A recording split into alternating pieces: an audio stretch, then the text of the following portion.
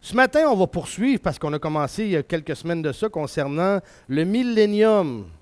Le millénium, c'est quoi? C'est le règne de 1000 ans. Et ce règne de 1000 ans-là, bien, la parole de Dieu, la Bible nous l'enseigne.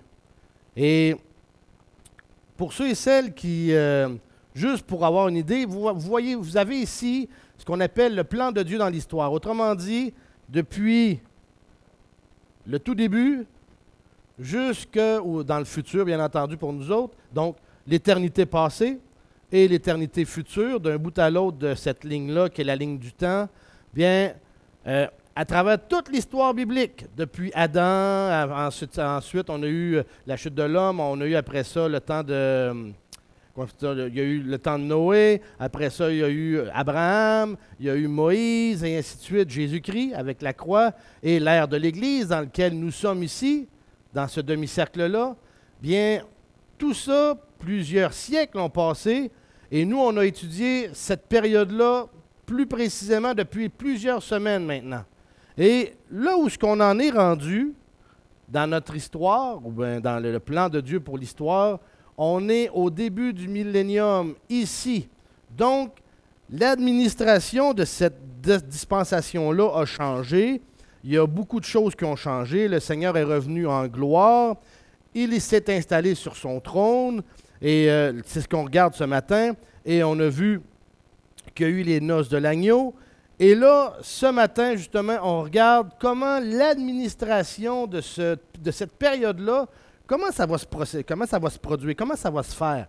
Quelle va être l'administration en question? Puis qu'est-ce que va être aussi le quotidien des gens dans cette dispensation-là? Parce que là, pendant le temps de la grâce, aujourd'hui encore, on évangélise, on témoigne du salut, on dit aux gens que si vous voulez être sauvés, vous devez vous repentir, recevoir Christ comme Seigneur et Sauveur de votre vie, et ainsi de suite. Et c'est encore ça. Mais, dans le temps du millénium, il y a des choses qui vont changer. Des choses qui vont changer. Et pour tous les chrétiens qui sont nés de nouveau, vous allez être dans cette période de temps-là. Parce que Jésus a dit que ceux qui sont morts en Christ ressusciteront premièrement, et nous qui serons restés, nous allons être enlevés. Amen. Bien, tout ce beau monde-là, autrement dit l'Église, va se retrouver à la même place que le Seigneur va être. Et si Jésus est redescendu dans sa gloire ici, alors l'Église l'a suivi. Parce que l'Évangile de Jean nous dit que là où il sera, l'Église sera. Nous y serons. Alors, on en est là. Et la dernière fois qu'on s'est rencontrés concernant le millénium et pour qu'on a parlé justement de l'école du dimanche, on a parlé pourquoi que justement le fondement de notre croyance dans le millénium ou le royaume messianique. Et on a vu de nombreux passages bibliques qui expliquent, qui relatent et qui nous enseignent justement ce millénium-là, ce règne de 1000 ans-là. Et pas seulement juste Apocalypse chapitre 20 qui nous en parle. Beaucoup d'endroits dans l'Ancien Testament nous parlent de ce règne-là. Alors, ce matin, on va juste regarder un court résumé. Alors, ça, c'est une autre carte qui explique le même schéma, là, en réalité, le royaume messianique. Et maintenant, juste un petit résumé sur le quotidien pendant l'ère messianique. Juste pour vous dire, avant de commencer, parce que ce matin, on a une bonne école du dimanche, c'est réellement la gouvernance la gouvernance qui va gouverner pendant l'ère messianique. Alors, le petit résumé du quotidien pendant l'ère messianique. Les caractéristiques du royaume messianique, en disant qu'il sera une période pendant laquelle Satan sera lié. N'oubliez pas ça, parce qu'on l'a vu pendant la grande tribulation, pendant l'intervalle, que Satan avait été défait et qu'il avait été lié pour 1000 ans. Ce qui diminuera à la fois l'incidence des péchés et de la mort, mais sans pour autant que ces derniers ne soient totalement absents. Pendant le millénium, il va y avoir encore des péchés et il va y avoir encore la présence de la mort. Vous allez le voir pourquoi. OK? Ce sera un temps de prospérité universelle et individuelle, de paix entre les hommes et entre les animaux, parce qu'on a vu dans Isaïe que, justement, même que entre les animaux eux-mêmes, les prédateurs ne mangeront plus leurs proies. Ils vont devenir végétariens. Et même entre les hommes et les animaux eux-mêmes, ça dit que même qu'il va y avoir un petit enfant qui va aller fouiller avec sa main dans la tanière d'une vipère, puis il n'y aura pas de danger qu'il se fasse mordre, qu'il se fasse piquer. Car de nombreux effets, mais pas tous, OK? De nombreux effets de la malédiction de la chute seront ôtés. Ce sera un temps caractérisé par la vérité, la sainteté et la justice. La justice émanant continuellement de Jérusalem, parce que Jésus, lorsqu'il va redescendre, va régner depuis Jérusalem. Ce sera un temps où le travail de construction et de semaille sera récompensé avec certitude pour que celui qui en est l'auteur puisse en profiter. Autrement dit, les fléaux, des fois, quand il y a des cultivateurs semaient des champs et qu'il y avait des, comme on a vu, on vient de voir en Floride, là, et ainsi de suite, et en Haïti, ce qu'ils ont eu comme ouragan, ça n'a pas été rose, là. Il y a toutes les plantations de ce qu'ils pouvaient justement comme nourriture, et tout a été ravagé dans le sud à cause de l'ouragan. Alors tout ça va être disparu pendant le millénium. Mais ce matin, on va embarquer dans l'autre côté. Comment va être le gouvernement du royaume messianique? OK? Je veux être concis ce matin. J'ai quand même un peu de matériel à passer au travers et je voudrais justement qu'on puisse voir tout ça. Le gouvernement du royaume messianique.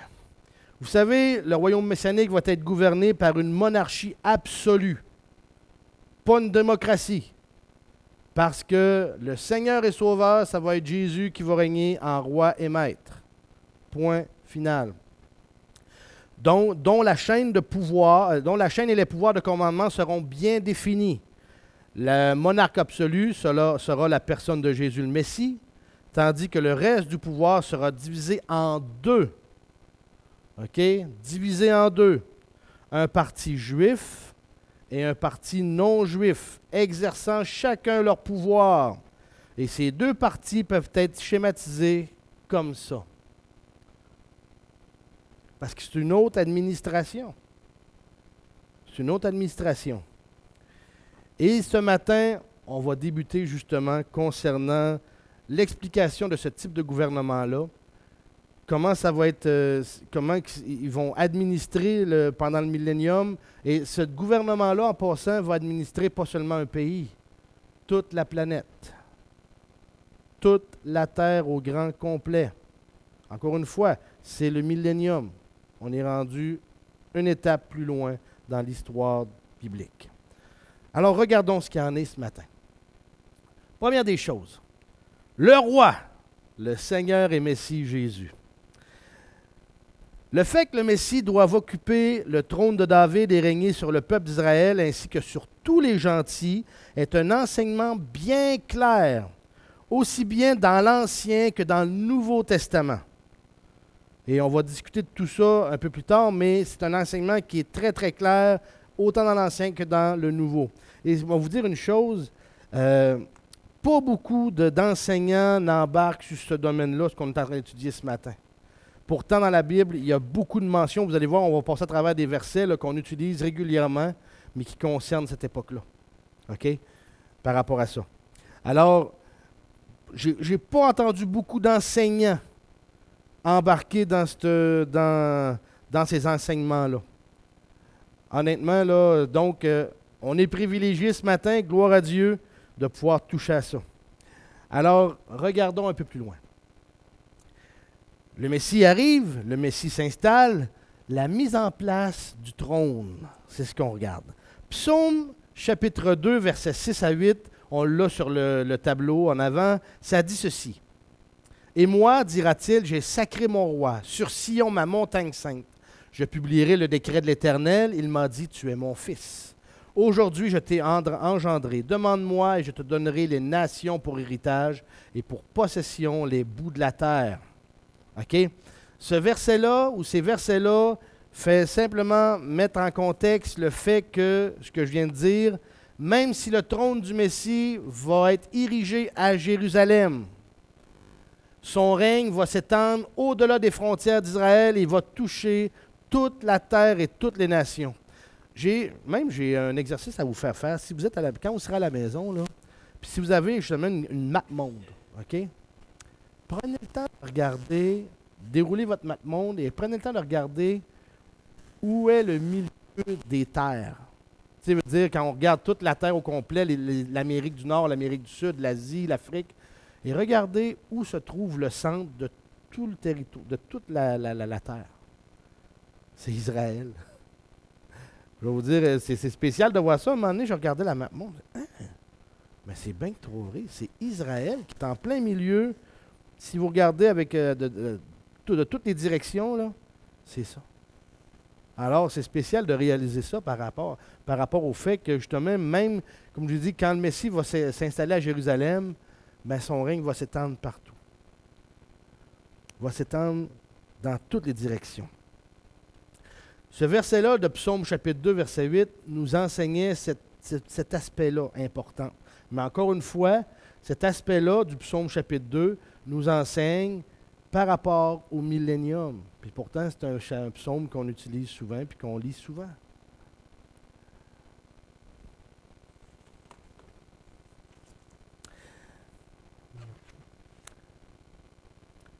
Un autre verset qu'on utilise régulièrement et qui, justement, encore une fois, fait référence au millénium. Parce qu'oubliez pas une chose. Quand Jésus est venu la première fois, il y a 2000 ans, il est venu, comme il dit dans Luc, il est venu pour sauver. OK? Quand il va revenir, dans le futur, il va revenir pour juger. Il va revenir, autrement dit, pour juger, ça veut dire aussi, pas juste simplement rendre des jugements, mais ça veut dire gouverner. Ésaïe 9, verset 5 et verset 6. Car un enfant nous est né, un fils nous est donné, et l'empire est mis sur son épaule. On l'appellera l'admirable, le conseiller, le Dieu fort, le Père d'éternité, le prince de la paix. Pour accroître l'empire, pour donner une prospérité sans fin au trône de David et à son royaume, pour l'établir et l'affermir dans l'équité et dans la justice, dès maintenant et à toujours. La jalousie de l'Éternel des armées fera cela. C'est pas un verset qu'on utilise régulièrement, même dans le temps de Noël. Hein?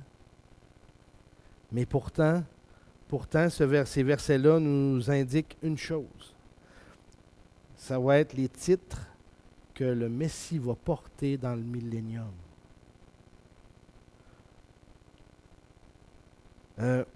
Vous savez, un enfant, comme il dit, un enfant, fils de la maison de David, est né au sein des Juifs et il tiendra les rênes du gouvernement dans le millénium. Même, comme je viens de dire, tous les noms donnés à cet enfant ne peuvent toutefois être attribués qu'à Dieu. Encore une fois. Donc, ça démontre une autre chose, que Jésus, on vient de voir juste à travers ces noms-là, qu'il est Dieu. L'éternité de la dynastie de David, de son trône, de son royaume, sont ainsi assurées par Jésus, parce qu'ils dépendent du Dieu homme. Autrement dit, encore une fois, du Messie.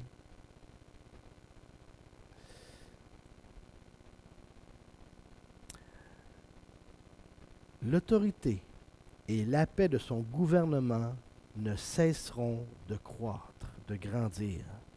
Le trône de David ainsi que le règne du Messie ne connaîtront pas de fin, parce qu'ils vont être mis en place et perpétués par Jésus.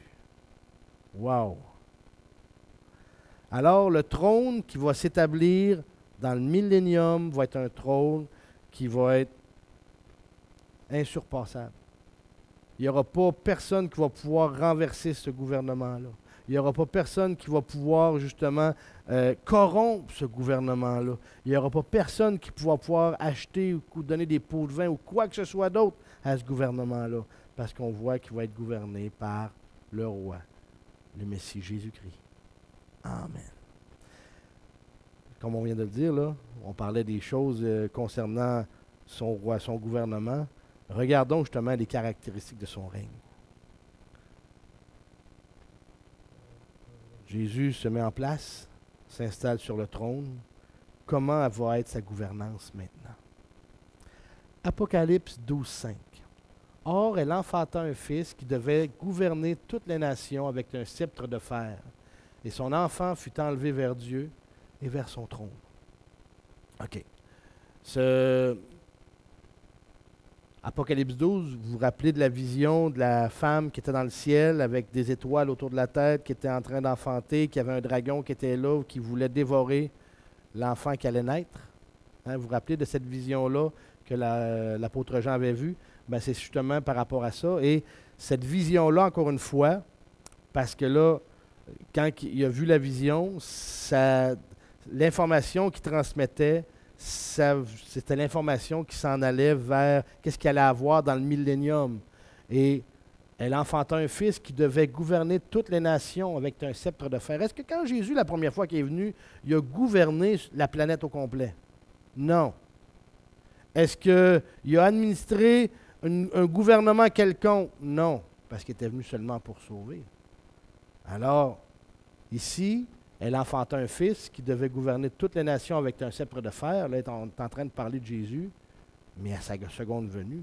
Parce que c'est seulement à ce moment-là qu'il va gouverner toutes les nations. Et ça nous dit avec un sceptre de fer. On en reparlera tout à l'heure. Et son enfant fut enlevé vers Dieu et vers son trône.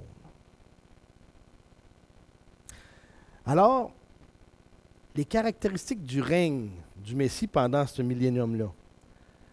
La caractéristique principale, on l'a dit au tout début, c'est que Jésus va exercer une monarchie absolue.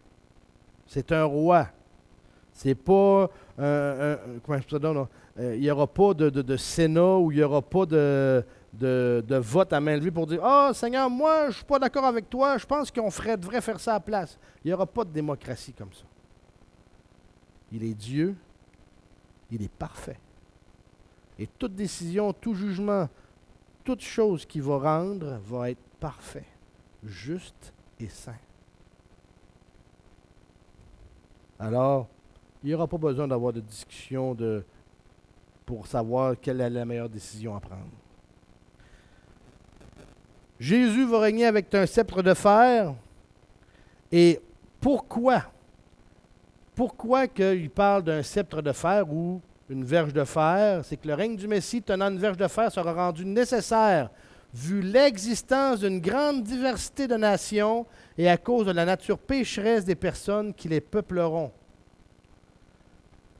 Vous rappelez-vous, pendant le 75 jours d'intervalle, il y a quelques semaines de ça, lorsque le Messie, après son retour, rend son jugement par rapport qui a séparé les boucs d'avec les brebis, hein? Puis qui dit dans Matthieu 25, « Vous retirez-vous de moi » et que les autres entrent dans la joie de ton maître. Puis on savait que c'était quoi ça? C'est quand qu'à la fin de la grande tribulation, il va séparer les croyants d'avec les incroyants. Et les croyants, même qui n'auront pas passé à travers la mort, okay, qui auront survécu à la grande tribulation, eux autres vont rentrer dans le millénium. Mais les incroyants, Dieu va les envoyer tout de suite en enfer. Ces croyants-là, quand ils vont rentrer dans le millénium, okay, ça va être des croyants pour la majorité. La première génération va être des croyants. Mais eux vont donner naissance à des gens, à des enfants. Et à partir de la deuxième génération, malheureusement, il va s'insérer des gens qui ne croiront pas au Messie, même s'ils le voient de leurs yeux, même s'il règne en toute puissance dans le millénium. Il va y avoir des gens qui ne croiront pas ou n'accepteront pas l'autorité du Messie. Alors, il y aura, après la première génération, des non-croyants dans le royaume messianique. Et comme je l'ai dit, le royaume ne sera pas une démocratie, mais une monarchie absolue. Absolue.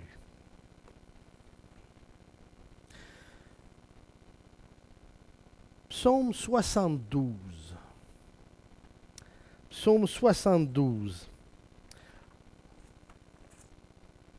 On va le lire au grand complet pour la simple et unique raison que ce psaume-là nous donne une bonne idée de comment les caractéristiques du gouvernement du Messie pendant le millénium. Le psaume 72 va comme suit. Ça dit ceci. De Salomon, ô Dieu, donne tes jugements au roi et ta justice au fils du roi. Qu'il juge ton peuple avec justice et tes affligés avec droiture. Les montagnes et les coteaux produiront la prospérité pour le peuple par l'effet de la justice. Il fera droit aux affligés du peuple, il sauvera les enfants du pauvre, il écrasera l'oppresseur. On te craindra tant que dureront le soleil et la lune dans tous les âges. Il sera comme la pluie descendant sur le regain, comme une pluie menue arrosant la terre. En ces jours fleurira le juste, et il y aura une abondance de paix jusqu'à ce qu'il n'y ait plus de lune. Il dominera d'une mer à l'autre et depuis le fleuve jusqu'au bout de la terre. Les habitants du désert se courberont devant lui et ses ennemis lécheront la poussière. Les rois de Tarsis et des îles lui présenteront des dons. Les rois de Sheba et de Séba lui apporteront des présents. Tous les rois se prosterneront devant lui, toutes les nations le serviront. Est-ce que vous connaissez une époque où ça s'est fait, ça, que toutes les nations ont servi Christ? Non. Seulement dans le millénium que ça va se produire. Car il délivrera le pauvre qui crie et l'affligé qui est sans aide. Il aura pitié du misérable et du pauvre. Il sauvera les âmes des malheureux. Il rachètera leur âme de l'oppression et de la violence, et leur sang sera précieux devant ses yeux. Il vivra et on lui donnera de l'or de Sheba. On priera pour lui sans cesse et on le bénira chaque jour. Le froment abondera dans le pays, sur le sommet des montagnes, son fruit se fera du bruit comme le Liban. Le peuple fleurira dans les villes comme l'herbe de la terre.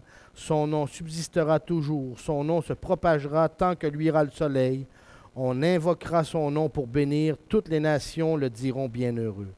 Béni soit l'Éternel Dieu, le Dieu d'Israël, qui seul fait des choses merveilleuses. Béni soit à jamais son nom glorieux, et que toute la terre soit remplie de sa gloire. Amen, amen. Alors vous voyez exactement comment ça va se passer. Ça va être réellement un règne de justice à travers la terre au grand complet pendant tout ce règne-là de 1000 ans. Et même, je vais vous dire, on va revenir à ça, tout le psaume 72 qu'on vient de lire décrit même le règne du roi juste, de Jésus-Christ. Puis ça va être caractérisé réellement, par la justice, par la sainteté, par la droiture. Comme je l'ai dit tout à l'heure, plus de corruption, pas de pot de vin ou quoi que ce soit, vous pouvez imaginer pour faire en sorte qu'il maintienne son règne en place. Ou même à travers, peut-être, vous savez, à cette heure, le système de justice, il ne faut pas se cacher que si tu as assez d'argent, ben, tu te prends le meilleur des avocats, fait que tu vas sortir du pétrin pas mal plus facilement que quelqu'un qui est pauvre et qui va prendre un avocat qui est très moyen. Hein? Vous savez ce que je veux dire par là. Alors, même le système de justice, aujourd'hui, il n'y a pas de justice en réalité. Si tu as de l'argent pour payer, tu vas avoir le meilleur, puis il va te sortir du pétrin plus facilement que quelqu'un qui n'a pas de sous. Et c'est malheureux, mais c'est ça. Puis dans tous les pays, c'est pareil. Donc, les gouvernements, c'est le même principe. Donc, la justice, la vraie justice n'existe pas sur la terre. Mais ça va être la caractéristique du règne de Jésus-Christ pendant les 1000 ans. Ses amis aussi bien que ses ennemis vont lui obéir. Les autres rois des nations seront même assujettis à son autorité. Puis son règne va être par ailleurs caractérisé par une productivité abondante. Vous savez une chose, aujourd'hui on vit sur la planète où c'est que des pays riches vont bien souvent même vont profiter de la pauvreté de certains pays pour pouvoir dominer sur eux et faire en sorte de les garder assujettis afin qu'ils puissent acheter les produits des pays riches et ainsi de suite et profiter des salaires bas pour faire produire à bas coût des choses pour que les riches en profitent aussi et ainsi de suite. Mais ce n'est pas ce qui va se passer pendant le millénium. Il va y avoir réellement une abondance pour les nations. Pour les nations. Maintenant, ça c'est le règne du Messie. OK? Mais là, j'aimerais qu'on rentre, on a encore un peu de temps, on puisse rentrer dans les deux branches qui vont être celle des gentils, OK? Et l'autre branche, celle des Juifs.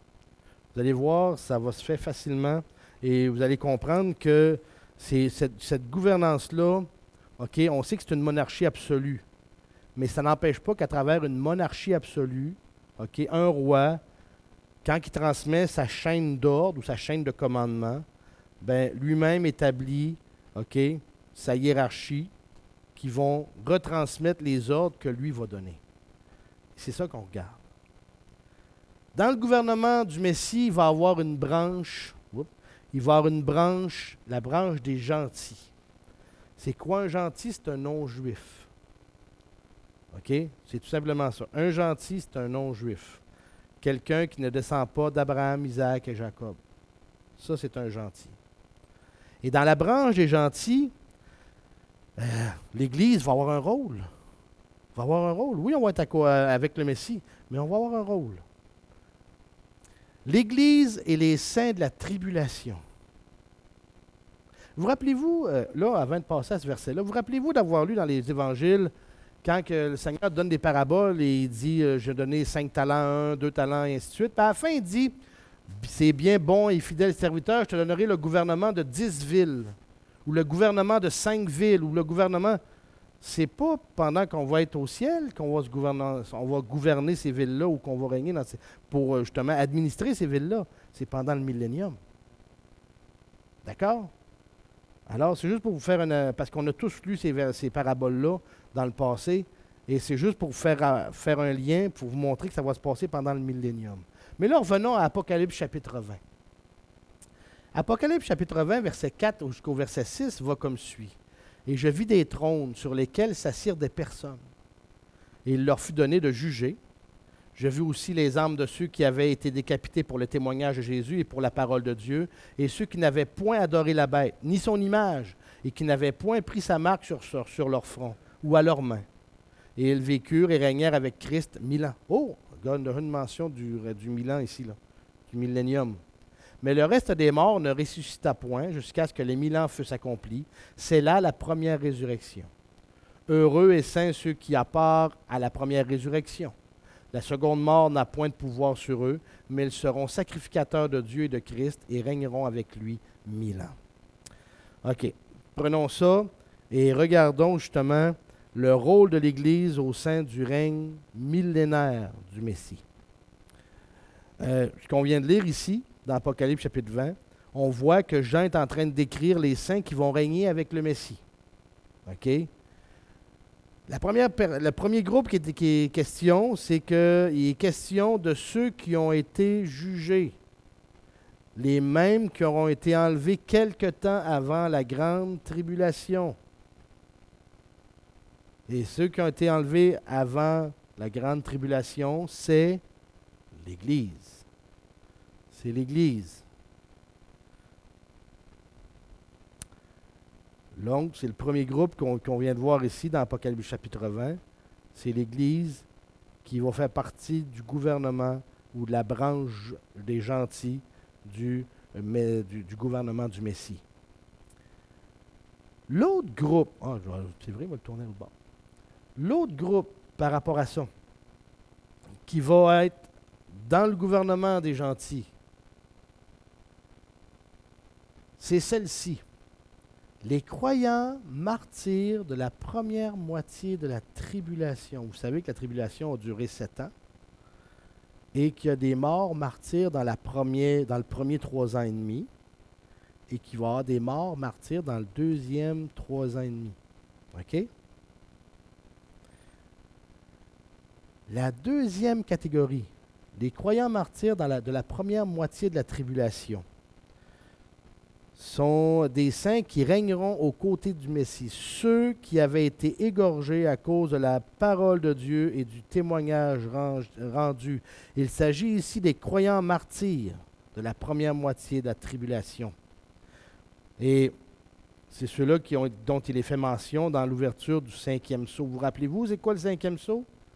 C'est quand que le sceau avait été ouvert, puis qu'il y avait un autel, puis qu'il y avait plein de gens autour de l'autel et qui ont donné des robes, des robes blanches et à qui on a dit « Attendez jusqu'à ce que la totalité de ceux qui doivent être tués soit avec vous. » Vous vous rappelez de ça? Bon, ça c'est ce groupe-là. Il va y avoir un autre groupe aussi. Les croyants qui ne rendront pas un culte à l'Antichrist ou à son image, celles qui n'auront pas accepté de recevoir la marque 666, ce qui n'arrivera qu'à la deuxième moitié de la tribulation. À partir de la deuxième moitié de la tribulation, quand l'Antichrist, dans la grande tribulation, prend le contrôle du monde au complet, ben, il va obliger qu'on adore son image, il va obliger qu'on prenne sa marque, soit sur le front, soit sur la main. Et ceux qui ne prendront pas ça n'ont plus le droit d'acheter, ni de vendre, ni autrement dit, d'avoir une vie normale. Puis les vrais croyants vont décider de refuser de prendre cette marque-là. Vont décider de refuser de porter allégeance à l'Antichrist. Et ils vont être persécutés partout sur la planète. Il va y en avoir beaucoup qui vont mourir. Beaucoup. Et ce groupe-là aussi va faire partie du gouvernement du Messie. Alors, pendant les 1000 ans du royaume messianique, les saints de l'Église, autrement dit, celles qui vont être enlevées avant la grande tribulation, et tous les croyants qui vont mourir pendant la grande tribulation, celle de la première moitié, celle de la deuxième moitié, vont régner ensemble.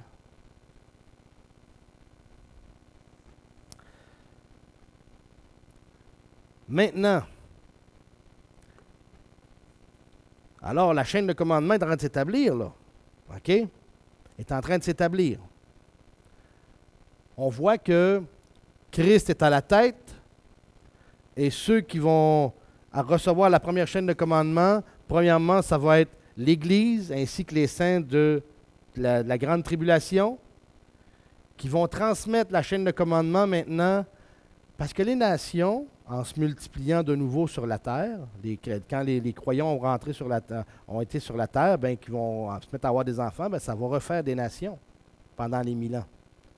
Et c'est pendant ces 1000 ans-là, ces nations-là vont s'établir des rois aussi. OK? Et ces rois-là vont recevoir leur ordre et leur commandement de l'Église et des saints de la grande tribulation, qui, eux, vont le recevoir de Jésus. Vous suivez? Ça, c'est la branche. La manière que ça va, le commandement vont se transmettre en descendant comme ça. Alors, les diverses nations seront gouvernées par des rois. Ces derniers auront un corps naturel, tandis que les saints qui les dirigeront auront leur corps spirituel ressuscité, comme je viens de dire.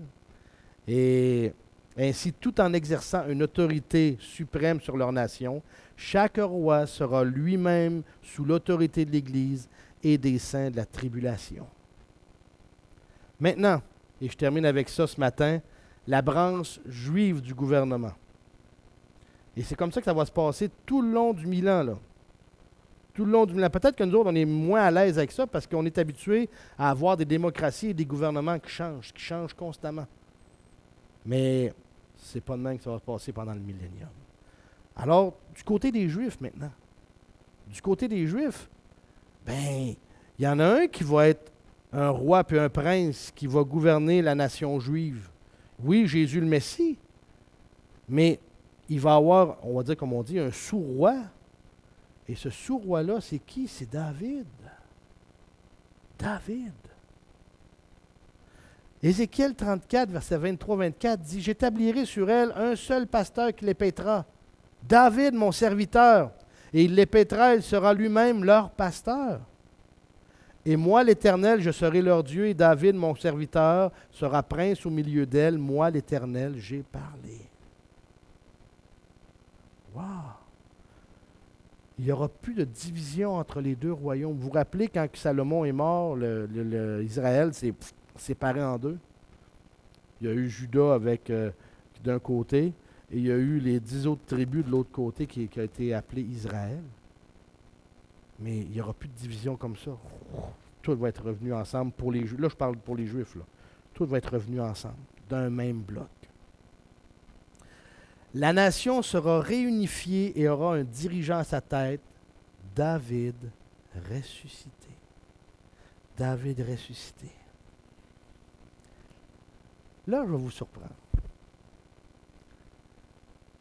En dessous de David, dans la chaîne de commandement, à partir du Messie, qui va transmettre à David, David va administrer les Juifs seulement.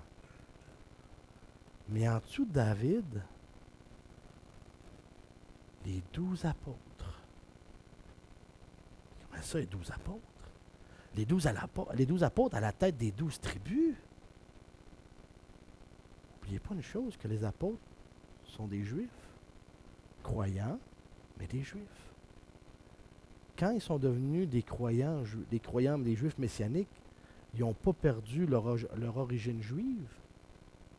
Et quand ils ont cru, les promesses faites aux Juifs, ils ne les ont pas perdues non plus. Regardez ce qui est dit dans Matthieu chapitre 19, verset 28. Et Jésus leur dit, il parlait aux apôtres, « Je vous dis en vérité, à vous qui m'avez suivi, que lorsque le Fils de l'homme sera assis sur le trône de sa gloire, le millénium, dans le renouvellement qui doit arriver, le millénium, vous aussi, vous serez assis sur 12 trônes, jugeant qui? Les 12 tribus d'Israël. Les 12 tribus d'Israël. Alors, grâce à cette prise de pouvoir, 2 privilèges sont assurés aux apôtres. Premièrement, ils seront continuellement avec le Messie. Deuxièmement, ils auront chacun leur trône sur lequel ils régneront sur les tribus d'Israël. Parce que les apôtres, ce n'est pas des gentils. Ce sont des descendants d'Abraham, Isaac et Jacob. Alors, ils vont faire partie de la branche juive du gouvernement, tout simplement. Alors, les 12 apôtres vont régner sur les 12 tribus juives. Mais ces 12 tribus-là vont avoir aussi des princes qui ont reçu des confirmations. Dans Ésaïe 32:1, ça dit, « Voici, le roi régnera selon la justice, les princes gouverneront avec équité. » Alors, autour des 12 apôtres, il va y avoir des rois, des princes qui vont administrer chacun leur secteur d'Israël. N'oubliez pas une chose, si on fait le décompte de tout ce qu'on... Mettons là, un exemple. OK, au Canada, on est 37 millions, d'accord? Mais si on comptabiliserait tous les Canadiens qui sont maintenant décédés, qui ont vécu dans le pays depuis la création du pays, on aurait quoi? 100 millions? 150 millions de personnes? Comprenez-vous ce que je veux dire? Vous comprenez ce que je veux dire, là? Si on comptabiliserait tous les gens qui ont vécu dans le pays, même si aujourd'hui ils sont décédés, mais mettons là, que tout le monde revient à vie en même temps. Là. Donc, moi, là, mettons, là, j'aurais toute ma lignée, mes grands-parents, mes arrière-grands-parents, mes arrière-arrière, ainsi de suite, là, ça fait du monde, ça. Mais maintenant, les Juifs croyants, à travers les siècles, qui ont vécu, qui sont décédés, mais maintenant qui sont ressuscités, ça va faire beaucoup plus que peut-être 6 millions de personnes ou 7 millions de personnes. Ça va peut-être être 50 millions de personnes, 50 millions de Juifs à travers toute l'histoire juive. Alors, les princes vont régner, vont devoir administrer. Le roi dont le règne est juste sera le Seigneur et Messie Jésus. Nous retrouvons à ses côtés des princes en position d'autorité, exerçant la justice. Alors il va y avoir des princes qui vont recevoir leur commandement des apôtres, qui eux vont recevoir leur commandement du roi David, qui lui va recevoir son commandement de Jésus le Messie. Et en plus de ça, dans le gouvernement juif, il va y avoir des juges et des conseillers qui eux aussi ont reçu justement l'assurance qu'ils vont administrer. Dans Ésaïe 1,26, « Je rétablirai tes juges tels qu'ils étaient autrefois, et tes conseillers tels qu'ils étaient au commencement. Après cela, on t'appellera ville de la justice, cité fidèle. » Les juges et les conseillers, par exemple, eux autres vont avoir un domaine bien précis pour exercer leur justice. L'autorité de ces juges et ces conseillers sera particulièrement rattachée à la ville de Jérusalem et non pas à d'autres endroits dans le gouvernement juif. Et là, je touche au dernier point concernant la branche juive au niveau du gouvernement du Messie. Israël au-dessus des gentils. Deutéronome 15, 6. Ça dit, « Quand l'Éternel, ton Dieu, t'aura béni, comme il te l'a dit, tu prêteras sur gage à beaucoup de nations, tu n'emprunteras point sur gage, tu domineras sur beaucoup de nations, et elles ne domineront point sur toi. » Alors, ce qu'on voit ici, c'est le fait qu'Israël devait un jour être à la tête des gentils, faisait partie des promesses de Dieu à Israël. D'accord? Et même à travers tout ça, à travers toute la hiérarchie qu'on peut voir ce matin, j'ai passé vite là, par rapport à comment le gouvernement va être structuré. Mais réellement, c'est juste pour vous dire, parce qu'à travers une monarchie, c'est la chaîne de commandement. C'est comme ça que ça va fonctionner. Alors, la branche juive va administrer les Juifs seulement, et la branche des gentils va administrer tout le reste des nations. D'accord? Alors, la hiérarchie au sein de la branche juive du gouvernement sera, comme on vient de le voir, commencera par le Messie, ira à David, de David aux 12 apôtres, des 12 apôtres aux différents princes du royaume juif, et ensuite des princes vont le transmettre aux juges et aux conseillers, eux autres pour Jérusalem spécifiquement, et tout ce monde-là régneront sur Israël, qui à son tour régnera à la tête des gentils. Vous me suivez? Le sceptre de fer.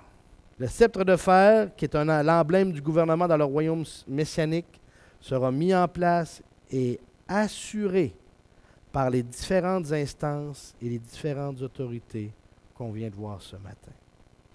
Vous savez, un roi qui gouverne seul ne peut pas avoir une grande puissance. Un roi a de la puissance à travers toute son administration. Si son administration elle est efficace, si elle est juste, si elle n'est pas rouillée par la corruption ou quoi que ce soit. C'est comme ça qu'un gouvernement est fort, et c'est comme ça justement que le Messie va régner avec un sceptre de fer sur toute la planète. Même s'il est tout-puissant, s'il est omniprésent, s'il est omniscient. C'est quand même comme ça qu'il va administrer. Alors ce matin, on a vu ça, on a vu concernant justement le gouvernement du Messie pendant le règne messianique. Je vous dis, c'est de la matière qui est pas pareille comme on a vu à travers la grande tribulation. Vous allez voir, ça va bien se comprendre pour les restes des messages qui restent. Mais maintenant, vous savez comment ça va fonctionner pendant le millénium au niveau du gouvernement.